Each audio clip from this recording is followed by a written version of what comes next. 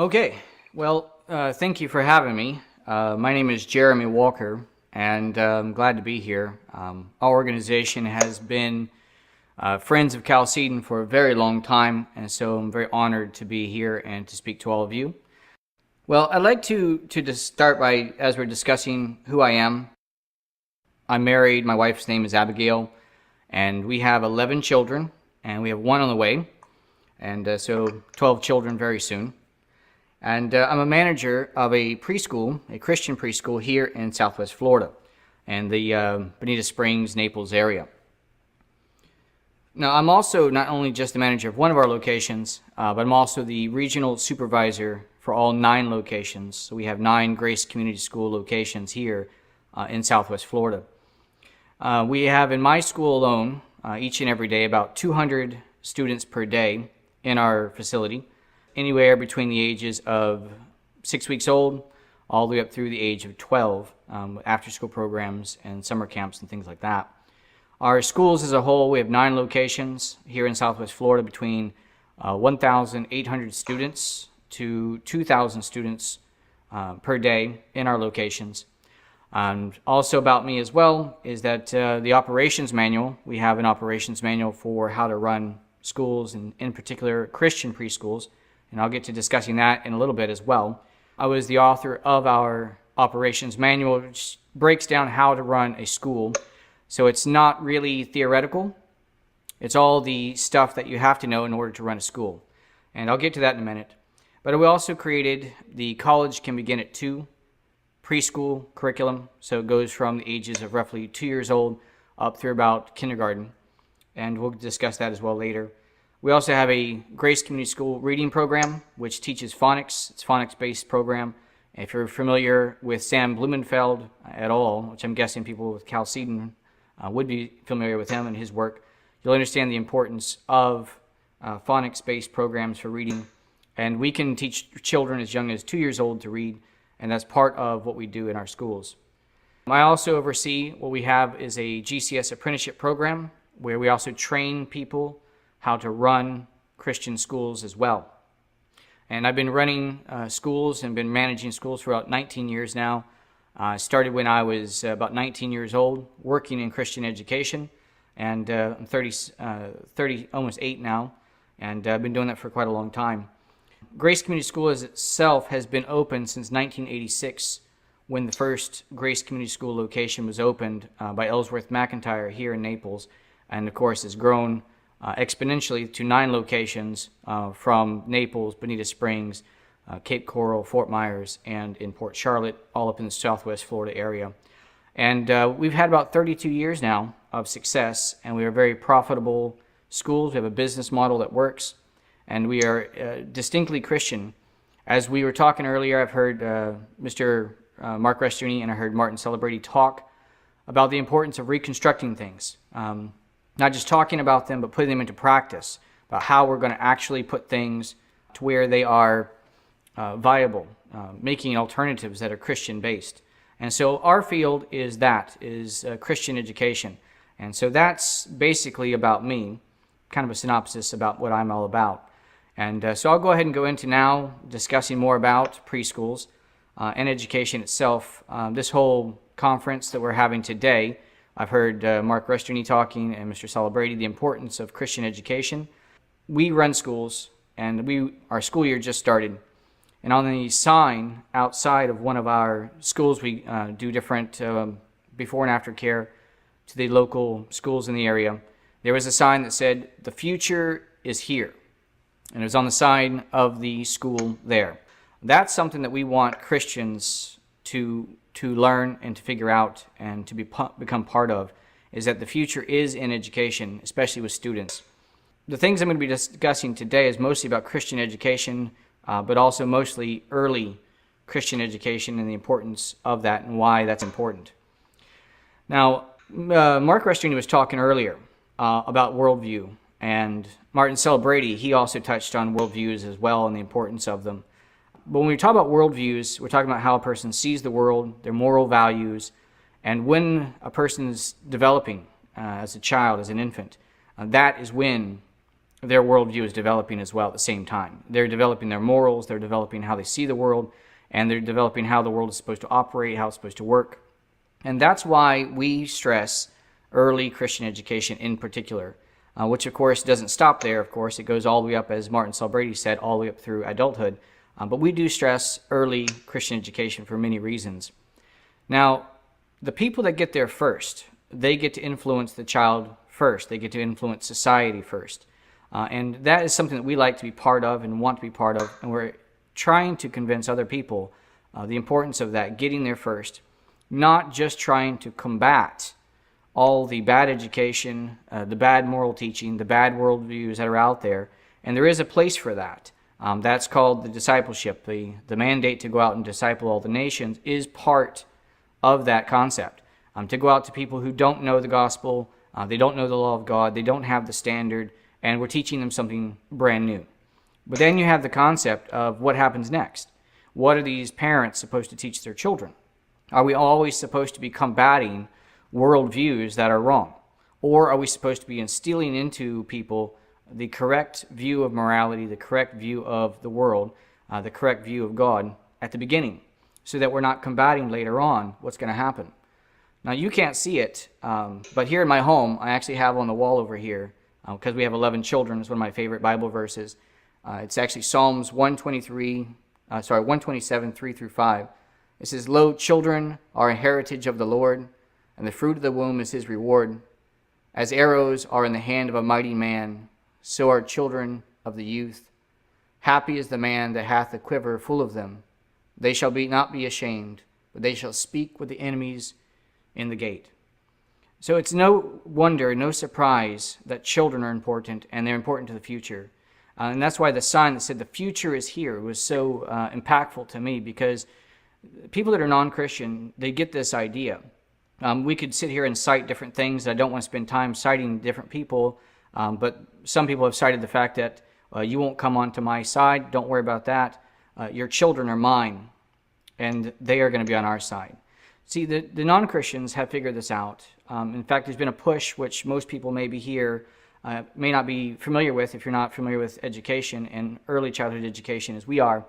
But there's a push not just for kindergarten through 12th grade, there's a push for universal college, but there's also a push for universal preschool now, and even lower below that, all the way down into infancy. We have programs here in Southwest Florida.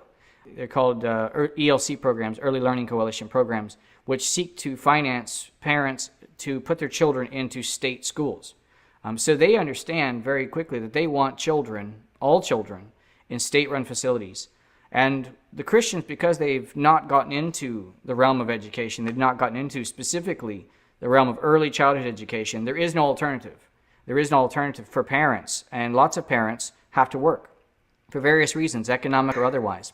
Lots of people make wrong choices. The families are destroyed, and as the families are destroyed, there is no base. There are no grandparents to support the parents. There are husbands and wives are split, so you have to have somebody who's never been married before, so they have to go to work. The morals of America have been eroded and have been destroyed to such an extent that the family structure is all but gone.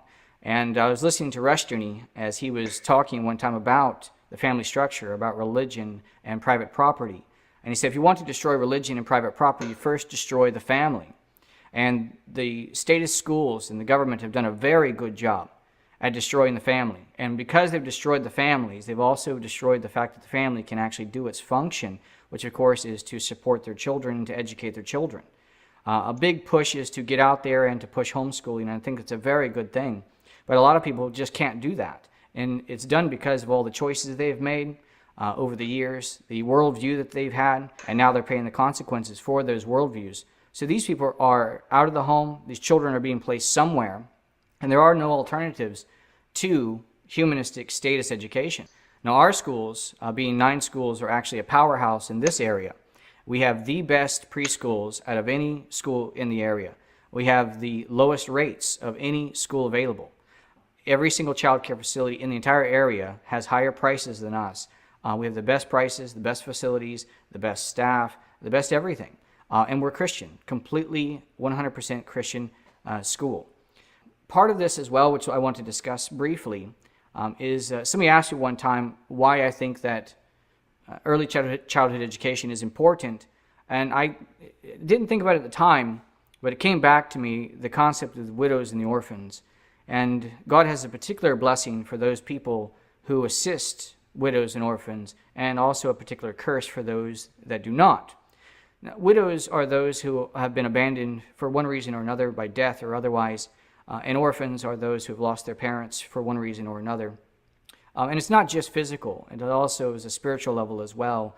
And if you've seen the families come through the doors, as we do every single day, like I said, over 200 children a day come through my doors.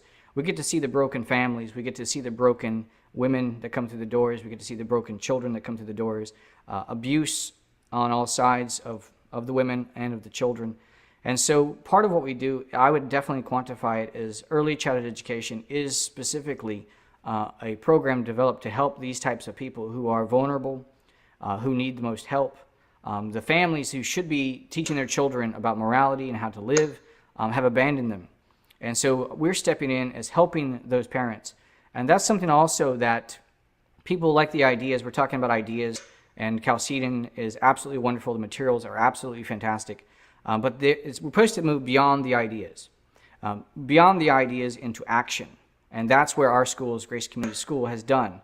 And I'm in a minute going to explain our programs here. We have what's called a preschool in a box, and I'll get to that in a minute. But moving beyond the ideas into practice and developing and servicing other people and helping other people. Christianity is not about ideas and knowing all the right things or being able to give the right answers, but taking those ideas and putting them into practice is what Reconstruction is all about. And we've taken the concept of education in particular and put that into practice.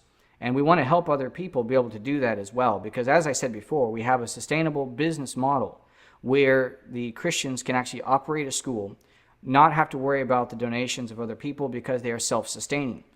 At some point in time, people have to realize that there's a need, even if other people don't see it. And those people that understand the need, those people that have the drive to do it, need to be able to self-support in order to get what needs to be done, even if they can't get other people to agree with them.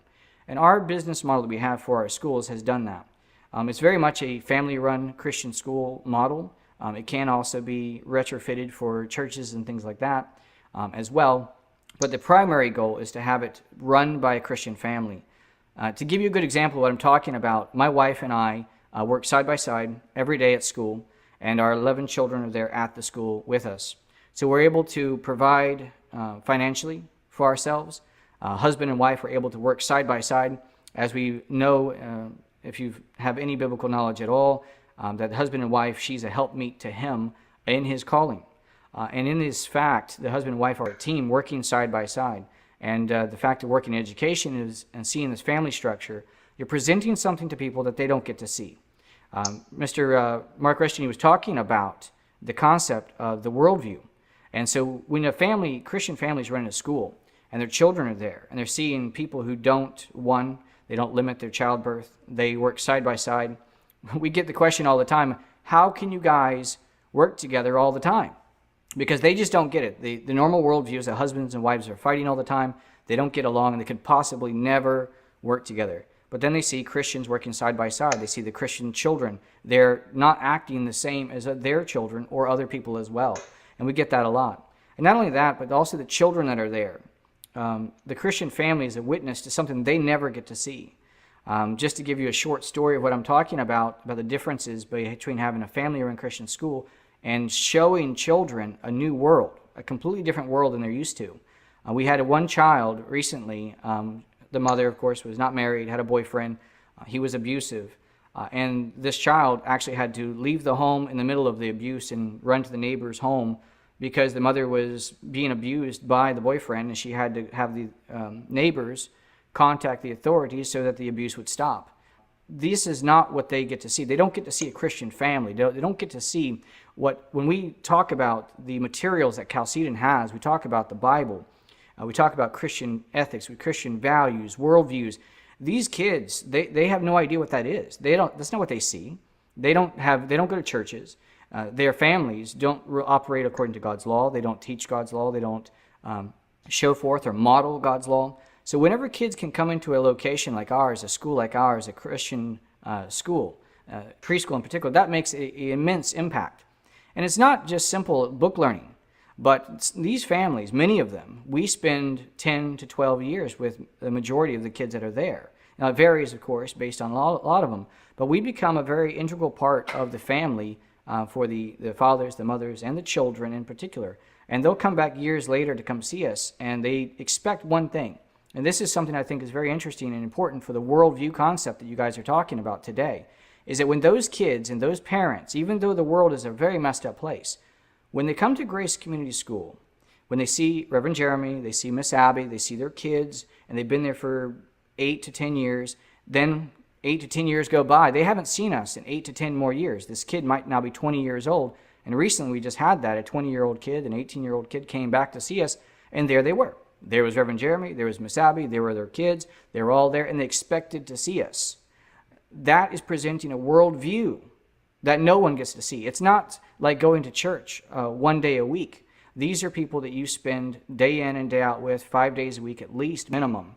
And these are people that you get to see their relationship, living out a godly worldview in front of them, and you're presenting to them the gospel, not just in your education, because of course we do teach distinctly Christian education at our school and Bible time and all the rest, but you live it out in front of them, and that's something that they will never get to see anywhere else.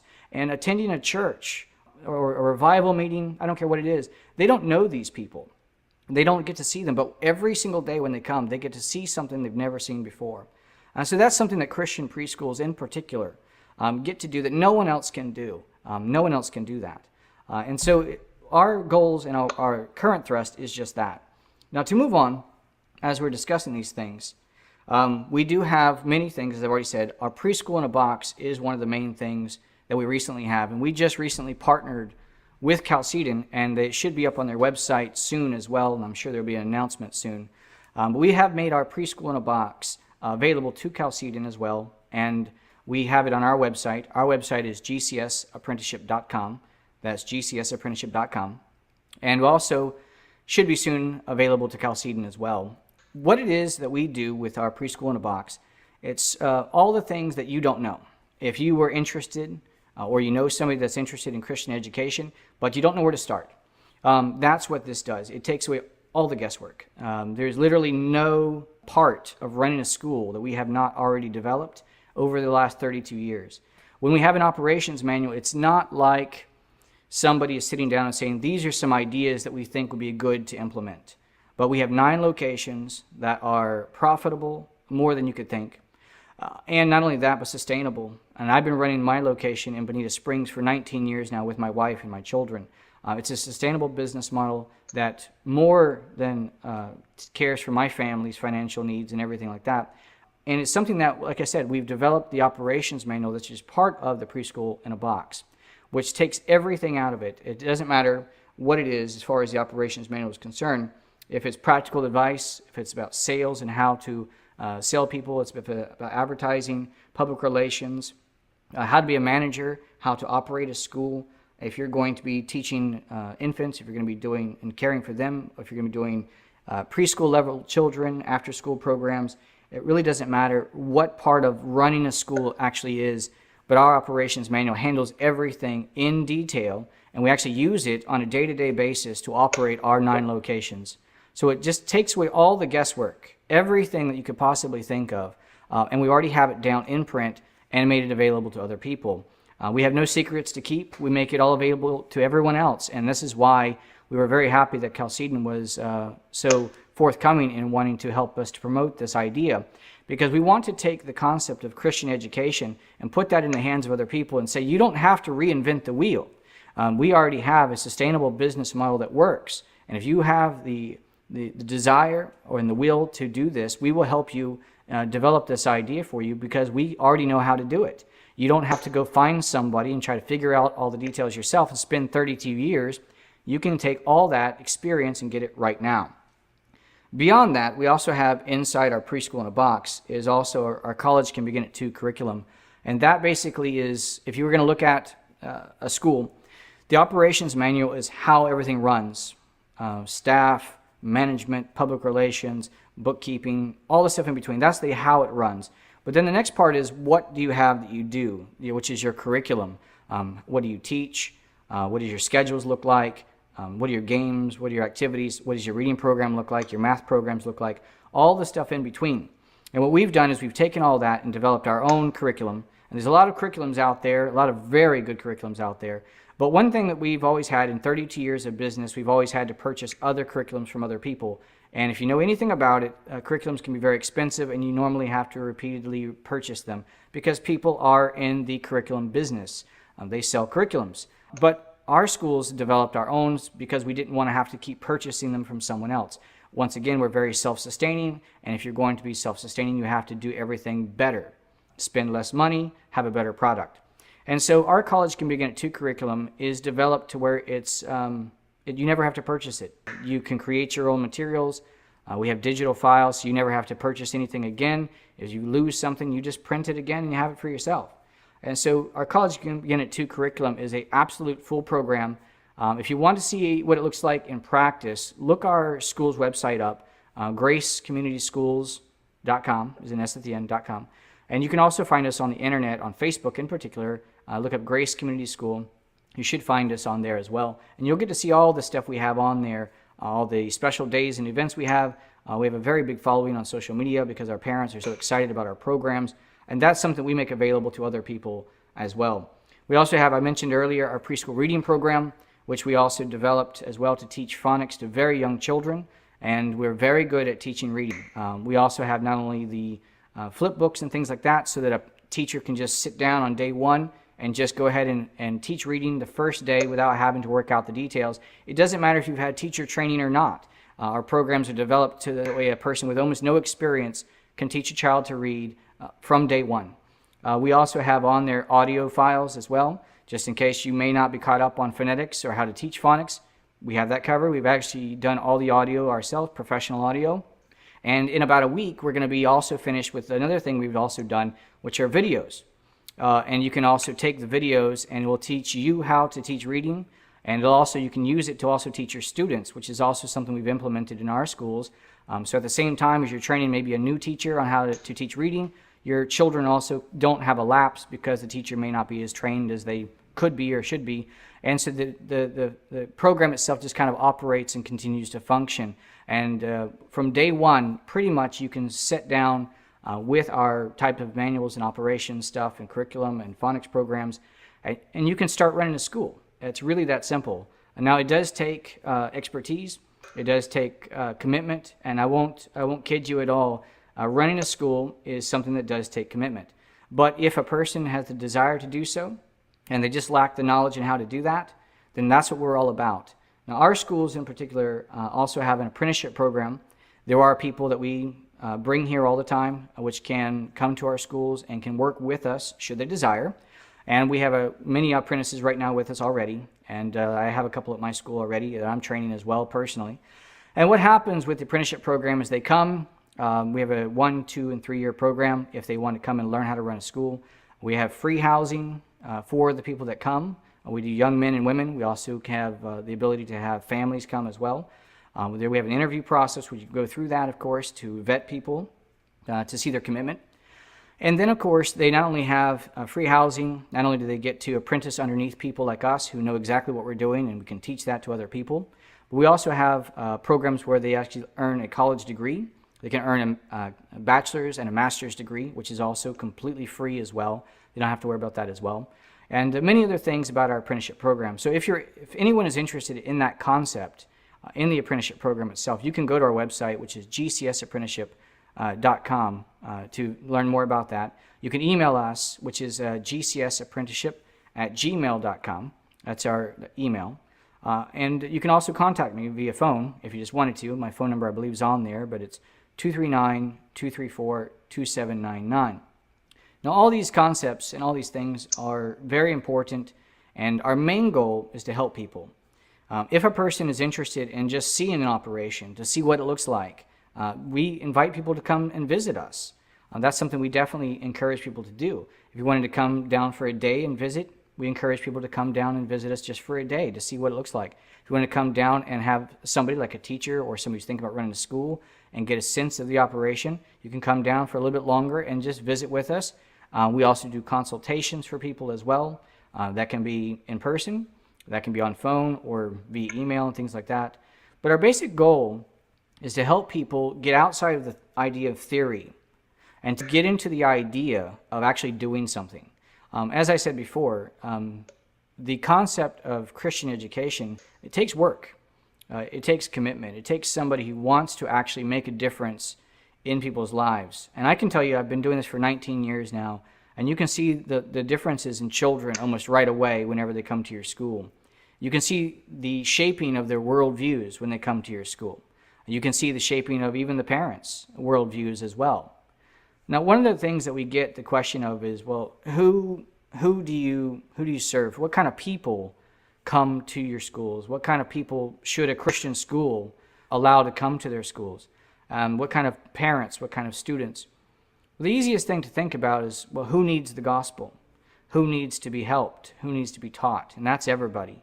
Our schools don't have an interview process, as some schools do that are Christian schools, where they try to serve only those that are professing faith, only people who profess to be Christians and that kind of thing, and only allow those people to come to their schools. Grace Community School has an open door policy for anybody who wants to come to their school. All who will may come to our locations and to our schools. It doesn't matter who you are. You can be Christian, you can be non-Christian. We've had many atheists come to our schools and up and down in between. Anything you can think of, we've had in our schools and out of our schools.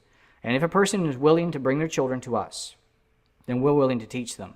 And as long as they're willing to have us knowingly and openly giving a Christian education to these people, then we have no problems whatsoever. We very rarely ever have a person who comes to our schools and says, oh, you guys are Christian? You guys are teaching the Bible? Well, I don't want that. We've really never had that. We've had a couple people who've come in and said, well, I don't believe any of that stuff, and I don't want you teaching to my kids. We've invited them. We said, well, if you feel offended, it's not a problem. Come into our school and sit down, watch our Bible times, see what kind of instruction that we're giving. In our Bible times, you can go to our website, gracecommunityschools.com, and you can see what we do. If you click on Bible instruction, I think it's school info and Bible instruction, you can see the things that we do. But our Bible times are short. We have 2 Bible times a day. We teach simple things as far as what we would consider to be simple things. We go through the 23rd Psalm. We do pledges to like the Bible, the Christian flag, the American flag. We do things like Bible stories. We were mentioning, heard Mr. Celebrati going through many different Bible concepts and Bible stories as he was making analogies. And that's exactly what we do. We teach Bible stories to children. But it's not the VeggieTales version of Bible stories. We actually take the Bible. We actually teach the stories from the Bible itself. We don't leave anything out. And it's a complete comprehensive Christian education. But on top of that, we mentioned as well God's law. Mark Restierne and Mr. Celebrati were mentioning that as well, is what is the standard? And the standard is God's law. And we have to give these children, if you're going to give them a worldview, if you're going to give adults a worldview, if you're going to give children a worldview, then you have to have a base. And the base starts with who's in charge, who gets to make the rules. That's number one. We ask that of children, actually, who gets to make the rules. And that's one of the basic concepts we teach at Bible time. So when we're teaching Bible, we also go through the 10 Commandments. But we don't do basic recitation. You may have seen people do basic recitation, and there's nothing wrong with recitation because we do recitations as well. But you also have to have explanation with application. If you don't have explanation with an application, then the children don't really understand what they're learning. They don't understand, thou shalt not commit adultery, thou shalt not steal, thou shalt have no other gods before me, or any of the 10 Commandments. They won't properly understand them unless you actually give an application with the commandment. And so we do that as well with stories. We tell short stories for them that are on their level. And you'd be amazed at how much I talk to people, in particular apprentices and things like that come to see me. We teach them how to teach Bible and things like that, in particular the men. And what happens is I sit down with somebody and I start going over the commandments with them. And I ask them, what does this commandment mean? And they really don't know. They have a surface knowledge at best of the commandment, but they're not actually able to teach it. They can recite it back, but that's not actually going to teach a child how to apply it. And when you're talking to adults, it's different than when you're talking to children. And so if we're going to create that worldview, if we're going to get in there first, then you actually have to be able to do it. And it's actually more complicated than people think about teaching big concepts like Rest Your Knees, Institutes of Biblical Law.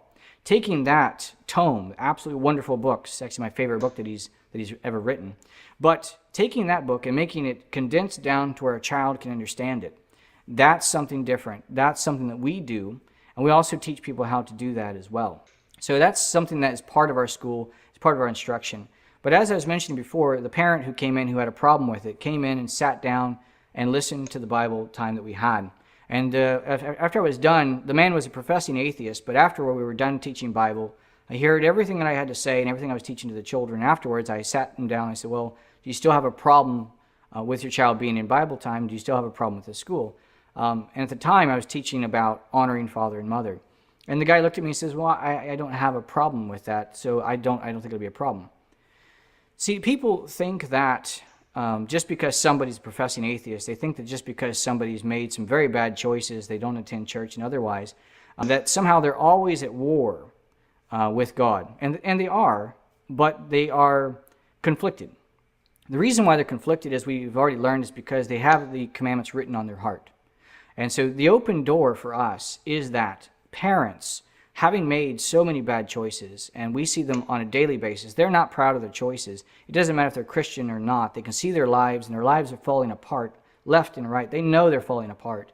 And I've had people come to me and say, I've made a lot of bad choices in my life, but I want something better for my children. And so they're willing to bring their children to someone who's going to teach them a different outlook, a different worldview, if you will. And that's what we teach their children. And they will come back to us and they will say thank you every time.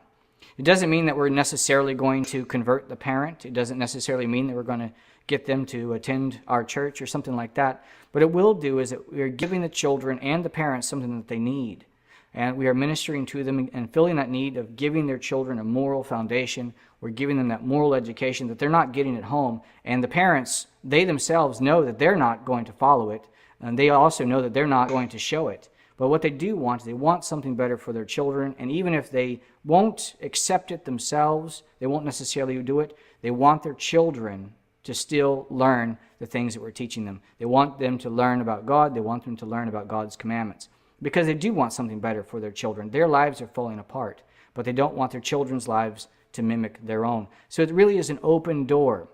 And it's something I think Christians need to be able to be aware of. They need to be understanding that the Christian door that's open at the preschool level is something that is fiercely combative as well. So we've had state inspectors come into our schools for years because if you're going to operate a school, you can't have no government intervention of any sorts. But we've dealt with inspectors and otherwise for years. And we had some inspectors sit us down, me in particular, and say, Jeremy, not all these people are going to be Christians and not all going to attend church. And so we think that Bible is inappropriate for children.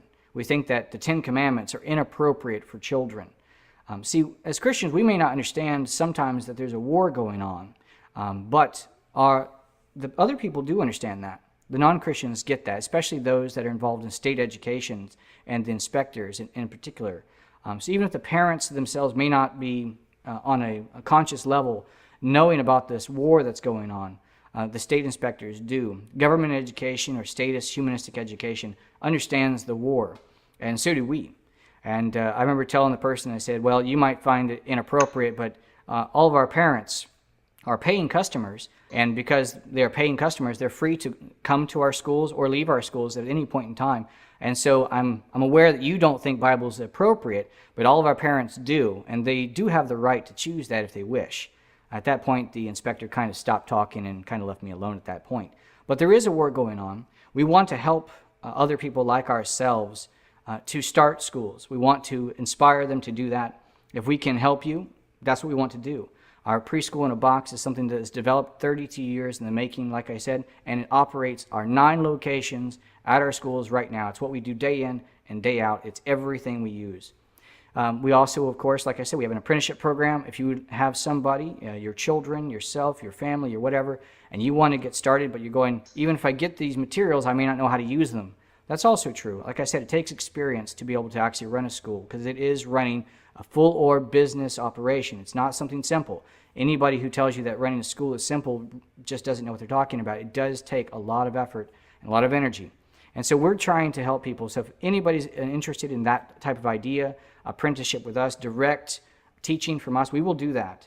And we will help you do that as well. If you just want consultation, you say, hey, I want to run a school, I'm interested in your materials, I can't apprentice, but I would like to be able to talk to you. I'd like to ask questions. We're definitely open to that.